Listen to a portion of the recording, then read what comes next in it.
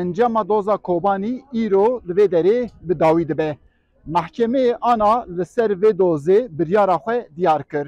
Li gorî vê biryarê jî naberekdan ana hate ragihandin ku di vê derê da hevserokên berê yê HDP Selahattin Demirtaş 29 sal ceza xwar. Dîsa Figen Yüksekdağ hevseroka HDP 19 sal diyar kirin.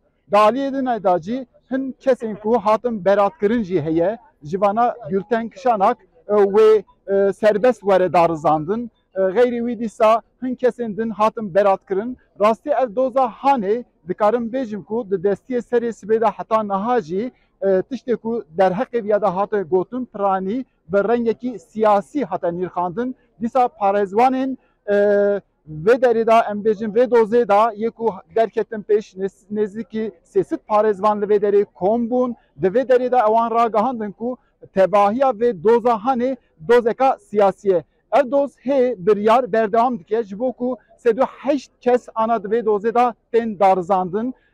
18 kes wek girtî têne darizandin û geyrî wî jî destiyê serê Sûbê da ev doz dest pê kiribû heta niha jî berdewam dike. Navirekdan û piştî vî jî wê doz berdewam bike. Eyüp Demir, Dengê Amerîka, Enkere.